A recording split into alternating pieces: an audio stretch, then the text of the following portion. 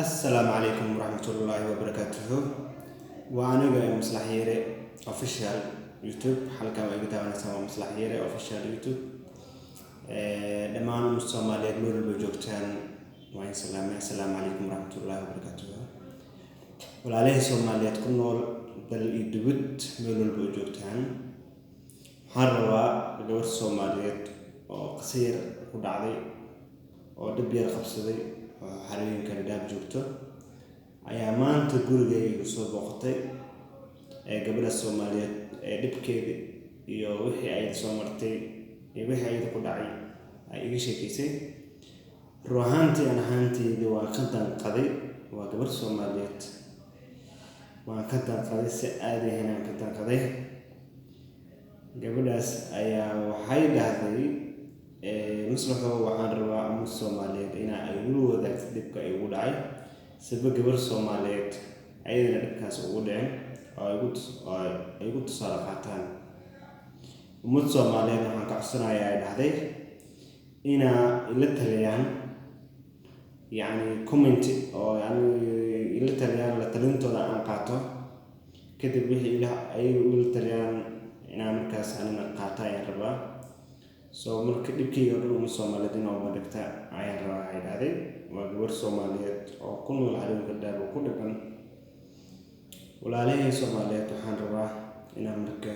أو دبكة جبر كدعي إن أمريكا يعيش كيو جبر ده كانوا العالم كذاب كاسة عندك هل يكونوا جبر الصوماليات ويلا يسجعلين لا يوجد فيروس أي جعل بحد وين له أي أسوق خادم مسجعلين gabadha waxa ku noolayd Muqdisho ayaa ku noolayd wiilkana halkan ku xortiga dhadhaab ayuu ku noolaa gabadhana muddo ayaa wada sheekaysanayeen waxa iska bartay baraha bulshada khaasatan Facebook iyo Instagram gabadhan saay ugu sheekaysay qasada ku dhacday iyo dhibka ku dhacday Muqdisho waxa ka barnaysay jaamacad ayaa ka barnaysay dugsi hoose dugsi sare from Muqdisho soo qaadatay jaamacada Amar ka barnaysay wiilkan wuxuu joogay xarunka dhab ayaa ku wada sheekaysan jiray good for years ayaa jacaylkooda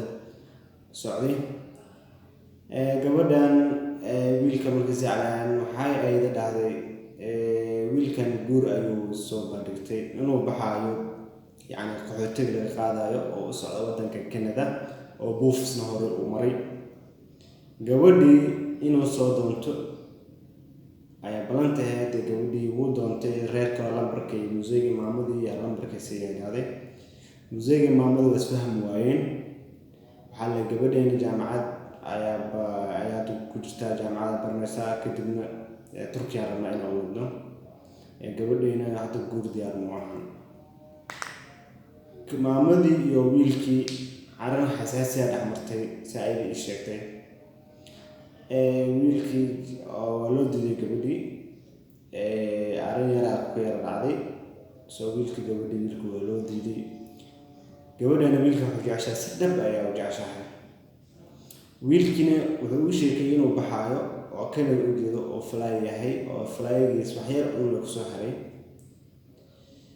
marka gabadhan Soomaaliyeed وقصدنا عليه معمدي يمزيج مركل وشيء هاي معمدي هاي ده تعبير مركل وشيء أنت لو بندقي سو مركل ويلكي والجد دي إنه قبل هذا أو قرصه والجد دي سو قبل دي ويلكي وهذا شيء كستان وزوا كذا شيء كستان قبل دي جعلنا ويلكو هسا سو قبل دي واحد قوانك وادن كيجي أنا يا قوانك سو جارياتاس hooyaday iyo aabbahay soo mugu diidanay in la wada isguursano yes soo marka waxay dhahday anaad dhankayga go'aan jirta ninka aan jeclahay aan guursanaya gabadhii ayda dhahday hooyo aabba ninkii aan keensaday miidiin gabadhii waxa la ninka taas ka baratay Facebook inta ka bartay Instagram iyo WhatsApp kadib lambarkeeda si WhatsApp waas ka hadalay video call sabirantiis waxa ninkan wannan qorsoonaa hooy macaan waa gabadha kaliya maanta waxna baratay oo yani heer wax barasho dugsi sare dugsi hoose kulli lacagtaan kaafan gelin intaasaan kusoo haynay haddana waxaan rabnaa sanadaanba inaan ku guurino haddana waxaan rabnaa waddanka Turkiga inaan fiisan kugu soo harino Turkiga wax kasii baratid oo gabarna anfac aan noqotid kadib wixii aan keensan ku diidayna wiilkii هذا متهلن قر من يعني ما تدم عسن والله أقانته قبل الأخوة وسوري قبل دي مركب ويلك حده خفي هذا أرجع شهي بتاعتنا بقى العيال وصدر حرين كان لهذه الماء مقدس الديار صوتك دبلي ما دبلي أنا ما دبلي أنا كسوق هين كده ما مدى إن شاء الله مركز مكاني إمتى ما مركز عيلة أو دلاني والد مركز مكان دينه gabadhii waxay dhahday ninkan jecel la baan waaya waalidkayga waxay dhahday waa kasoo dhuntay siyaasad sameeyay kasoo dhuntay markii tikitka diyaaradda aan jaranay waxay ila socday waxa yani ogaama lahayn waxay tikitkan soo jirtay lacagtii soo diray tikitkan soo jirtay waxay kombilada soo diyaarsaday maalinta soo baxay bilowgeen waxaan leeyahay hooyo aroosan jeeda bas darkii in yar oo baxsada waxaan ugu sheegay gabar saaxiibtayda oo isku jaamacad aan ahay in aan gurigooda cawada soo saarayo oo dhankooda aroosi wax ka jiraan saas aan u sheegay hooyo miga shakin aabuna markaa shaqo iyo ugu maqanaysana ma wajoogan guriga soo marka sidii maalintan soo gooyay dowlay markaan soo degay wiilka dowlay uu soo iskaashay maalintii dowlay ay soo qaaday xareenka dhaabay keenay waalidkayga oo ay wali lambarkayga uu dansiyahay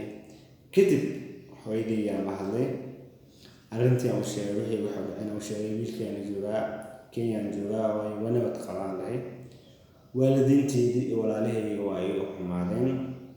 waxay dhaheen ay waayahay intaas sana waxbarasho ku jirtay intaas sana kugu soo daalayni saasoo ismeeyna soonin soo migrana waxaa la qabriga maamada waxay dhahday qabrigayga ha imaan haddaan dhinto qabrigayga ha imaan yani waa kaan samray qof dhintay waa laga samraa waa kaa samray waa ka awgostay balan ahdi wadleen balanta ahdi hadda saas oo xumeysay qabriga ha imaan aabihina saas ayuu u leeyahay waalidiinteeda waxa wajiga maanta i hayaan malahan wiilkii waalidkayga aroos anoo laga doon wiilkayga aroos bale waan guursaday markaan guursaday wiilkii boofs ayuu ku jiray boofskiisa wuxuu dhaabaa haddaan aan maanta jecelkayga tahay maanta waxaan ka rabaa siis raadna wixii aad ka bilaabo inaa boofskayga dib igu keenan hadda maanta uu aado ay dacwaysid masaahidaha amtiyada shi'ar masmeelaha hayda aad tagtid oo dhahayd wiilkan as qamnaa imse dadkan kulan oo xarooyinka dheer isku xigtay aadid sinagahan kusoo diraan aad baxdid oo yani kiiska halaayo adina mustaqbalkaaga iyo IT-kiina iyo wixii hamiga leeyahay ma halaayo ana ayaa noo bixi markaan aan maxo oo Canada aan tago kadib aan ku soo dooraya fiisi waxaan ku soo xareeyaa kadib wadan Canada iyo noolana ogaantay lahaa gabadhi waxaa dhahday wiilkii boofska ka heleenin sidii ayuu ku baxay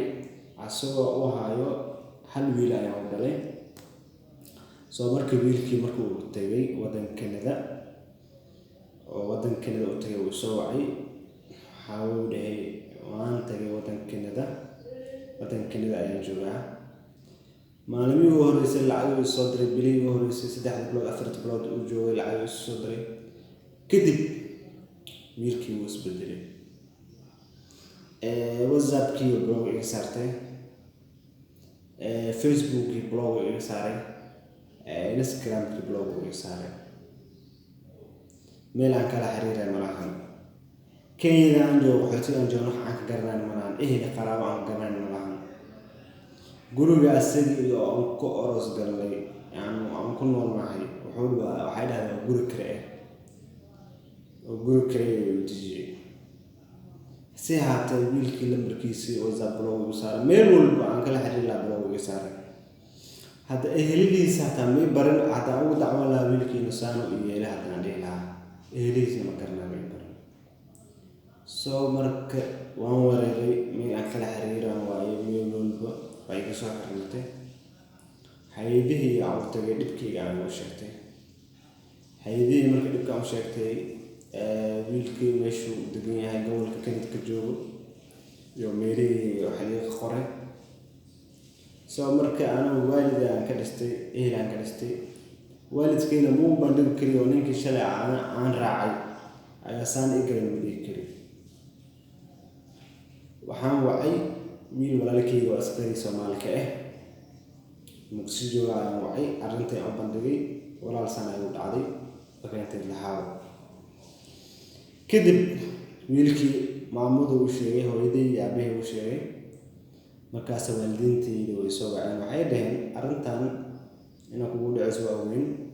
waalidkina meel dheer wax ka fiiriyaa. So marka aniga waxaa agteena waa ka dhimatay qabrigan haymaan Kenyadaada dhibkaada qab ama isku noolo mise wax doon sameey. aniga waxaa mar hore kaa qorsana qof dhintay mar laga samraa ama aan ka samrno awaash mar hore kaa qorsana anoo ku jecel anoo intan san kugu soo daalin amaanta min ilaa naga tagtay. marka sheekadeeda meesha marayso wax aan sameeyo aan aqaanin hadda wiil walaalkayga hadana soo wacay maalmaha kamid WhatsApp ugu soo wacay wiilka walaalkayga askari wuxuu leeyahay by monthly $50 ku soo dira $50 aan ku soo dira $50 isna meeshan guriga waxay dhahdaa kirada waxa waa qaali by monthly kirada waxa waaye waa 3,000 shilin waa $30 Kenya. So marka $30 ayaan ku bixiyay 2,000 soo hartay 2,000 wiilkii iyo ayaa marba wax aan ku iibsanaa iyo muus Soomaaliyeed ku nool xarunka Dadaab ku nool. So walaalkayna wuxuu dhahay marka walaashay macaan anaa garabka taagan. So marka meeshaas ku soo tag lacag ku soo diraya meeshaas ku soo tag wadanka Soomaaliya mo kadib insha Allah hooyadii aaban markaas aan kaaga xalin anaa gali kartas. So meeshaas imo anana walaalkay macaan hadal jidid kari meeshan daab aan joogo waxa la sii boono aan raashin qaadanayo dhahday oo doorkii aan bishii raashin aan ku qaadanayo boono haydii garab ku sugaa haydii waxay dhaheen aniga nagu warsu wiilkaas Kanada meeshu ku joogo